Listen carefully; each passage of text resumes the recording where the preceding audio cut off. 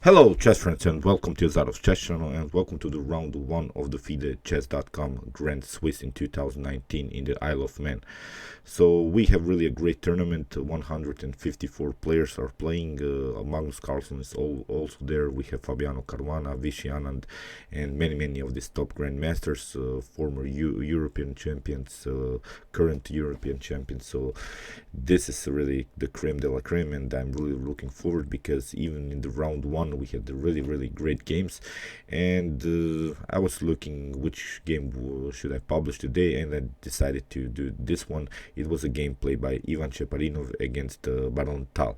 So Ivan Cheparinov, the Bulgarian grandmaster, is really this old school chess player. He's really has really a great attacking style. I've watched now many of his games, and the good thing about this tournament is that it's really worth to mention that the winner of this tournament will then participate in the candidates tournament, and the winner of the candidates tournament then will have the opportunity to face Magnus Carlsen for the world championship. So the stakes are high in this tournament, so I think everyone wants to win this tournament to have the opportunity to battle, to challenge Magnus. So Magnus, as I said, is also here.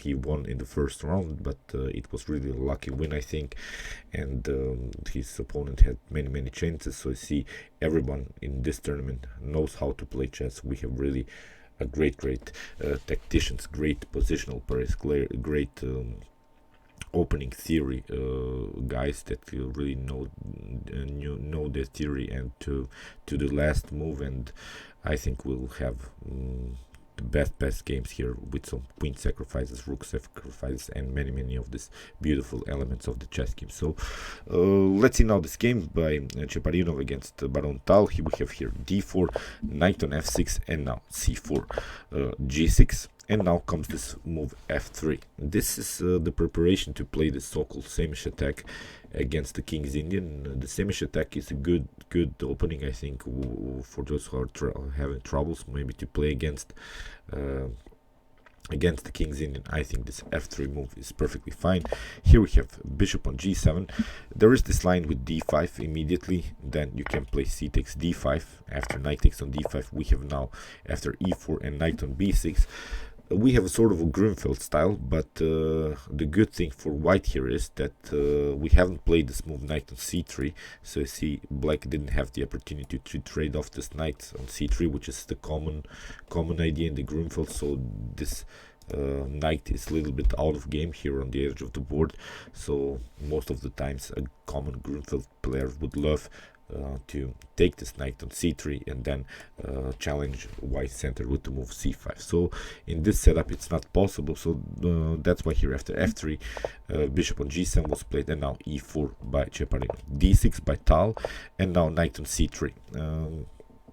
Knight on c3, a common move. There is also a line in which you can try knight from knight on e2, then knight on c3, with really creating sort of a blocking system on the queen side with even a4, and then knight on a3, really not allowing black to do his common queen side assault with potential c6 and b5 moves. So here knight on c3 was played, a more calm line here and castling, and now knight from g2 e2 by Cheparinov. We have c5.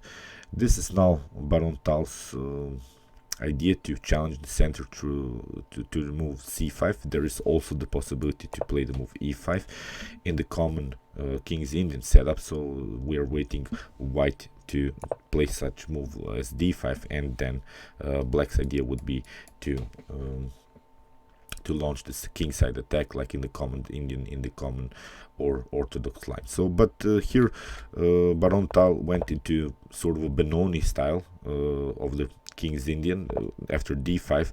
Now it's really black's idea to push the pawns here, a6 b5, of course with the preparation to play first the move e6. So now you see white is relying on his very firm pawn structure here on this light square fortress, but it has to be cracked, so that's why here Baron Tal played immediately to move e6.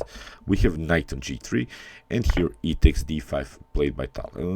Maybe a more aggressive line is to play immediately h5, because as I said here, like in this b6 move that I've explained to you in the beginning of this video, here this knight is also in sort of an unnatural square, so that's why in some occasions you can kick it off with h4. So white would be forced to play something like bishop on g5 after queen on c2, queen on c7, and queen on d2 can be played, but now e takes d5 and now c takes d5.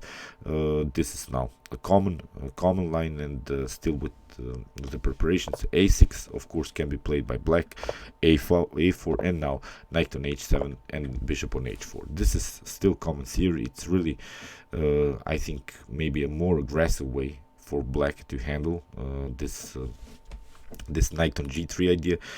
Here e takes d5 was played, c takes d5, and now a6 immediately by Baron Tal. a4 of course by Cheparinov, and now knight from b to d7. We have bishop on e2, rook on b8, with the preparation finally to crack open the position with the move b5, but not a problem here. Bishop on f4 played by Cheparinov, and maybe a good idea for black here is to simply play the move not knight on e8, maybe knight on e5. Here is a good idea, because you cannot take this knight, give up the bishop pair in an early stage of the game after d takes e5. Okay, you have this so-called supported pass pawn, which is good, which is a good positional advantage for white. But now after castling, black can simply play knight on e8, and after queen on d2 play sort of a blockade. And let's flip the board in these types of positions a little bit. You see, I think black has solved the problems. Now our main idea is to continue our attack with the potential f5 move, like in the common King's Indian setup. So this will be, I think, a favorable game for black. So as said, that's why after bishop on f4 by Cheparinov, here knight on e8 was played by Baron Tal, protecting this d6, but also it's a good move to prepare here the knight and jump to c7, and then we would have a good preparation to finally push the pawn on b5. Here queen on d2 played by Cheparinov, simply keeping his pieces glued together. They're really now fixed and protecting each other. Queen on e7 was played, and now finally castling by Cheparinov. And now comes this move knight on c7, and I was always wondering how to prevent black to do this b5 move, because I simply don't like it when my opponent creates this queenside attack. Here Cheparinov, I think, found a really nice system to battle against this queenside attack. He played first the move rook on b1. And you see now this tactics that Cheparinov has calculated here. It's really a great tactical sequence. First of all, we get out of this very annoying bishop diagonal here on the star square diagonal, because in some occasions, if the position gets opened, this rook could be hanging. But it's also preparation to block black's attack after the move b5. We want to, of course, counterattack this queenside assault with the move b4, and that happened. We have b5, and now comes b4. There is now this line, if you take b takes a4, it's not so good, because we can simply take knight takes on a4, after rook takes b4, rook takes, c takes, and queen takes b4. The position is simplified, but the main weakness is now this a6 pawn, and it becomes an object of white's attack. You see, still we have continued here with this very firm pawn structure, so it's not a problem. After b4, here Tal played c takes b4, and now rook takes on b4, and Baron Tal played now the move a5. And you see now the problems. Most of us would here retreat, play something like rook on b1. But here Cheparinov played a very nice move. He played knight takes on b5, sacrificing the rook. A very nice move. And here a takes b4 was played. But now first bishop on d6. Bishop on d6, very important move. Now this in-between attack against the queen, so that's why here Baron Tal played the counter-attack with bishop on c3, but not a problem. We have queen on d1, queen on g5, and now bishop on c7 attacking the rook. We have this in-between check, but it's also not a problem because white has a really good connection here between the pieces. King on h1, simply hiding the king, and the king is perfectly fine here. Rook on a8, and now f4 played by Cheparinov. Now we have this very nice central pawn storm, and we want to hang on to this very nice advantage. The evaluation here is slightly better for white, although down the exchange, but this pawn storm in the center is basically unbeatable. So bishop on a6, not a problem, not something that you have to worry, because the knight is very well protected by the bishop, and if the bishop takes, then we can recapture with the pawn and create a very annoying pass pawn on the b file. So e5 was played by Cheparinov, simply continue to push his pawns. The pawn storm is here really the main advantage. Now comes this move h5, but it's a little bit too late, I think. Now rook on f3 was played by Cheparinov, simply kicking away the queen, and now queen on d2, and here Ivan Cheparinov goes for the simplification. Queen takes on d2, bishop takes on d2, but not a problem.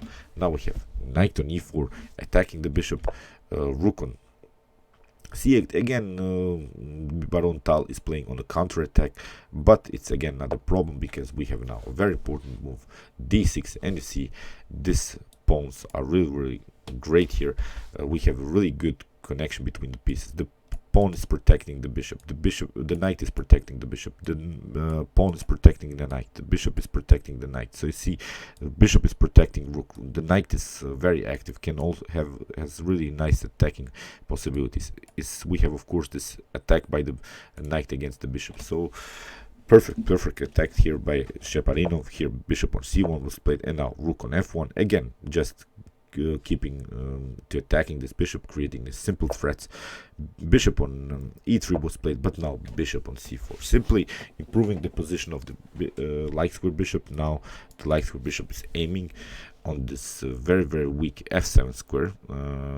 The problem is that you cannot bring the rook back. You have already played with the rook, and this e6 move is basically unpreventable. So king on g7 was played by Baron Tal, simply getting out of this light square mess, because this is too powerful here, and that's why here e6 was played. And maybe a better line would have been here to take the pawn on e6 after bishop takes on e6, but all of these moves are really bad for black, because white is dominating on the board. White's pieces are really playing in harmony here. After bishop on e6, you can try something like knight on f6, knight takes, king takes, and now f5, simply cementing this very nice bishop.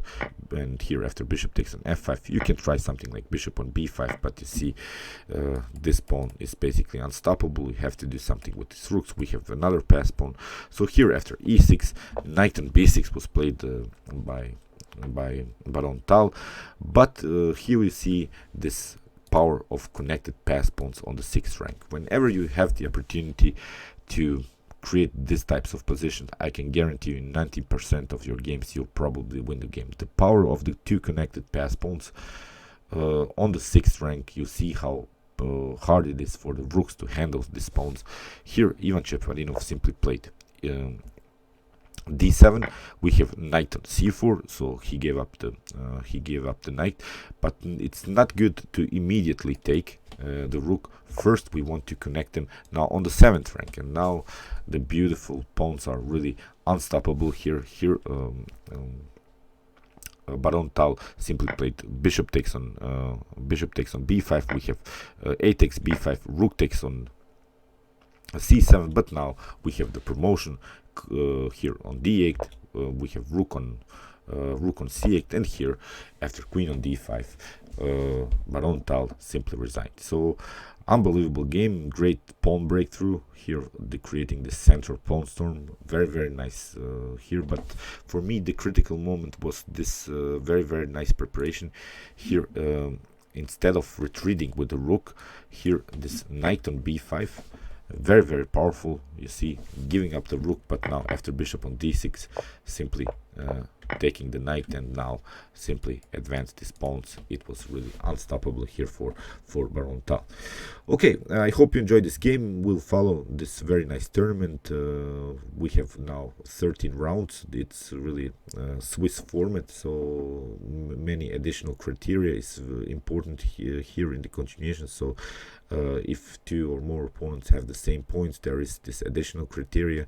So we'll see what will happen. As I said, Magnus Carlsen was a little bit lucky today against in the first round. Fabiano Caruana won the game very effectively. He played a very nice game, so you can also check it out. So meanwhile, you can watch my other commented chess games from some more tournaments, and you can also watch my best chess games of all time if you want to see the best chess games that have been ever played in chess history. And you can also subscribe to my channel if you like this content. Thanks you for watching, guys, and chess is the best, of course.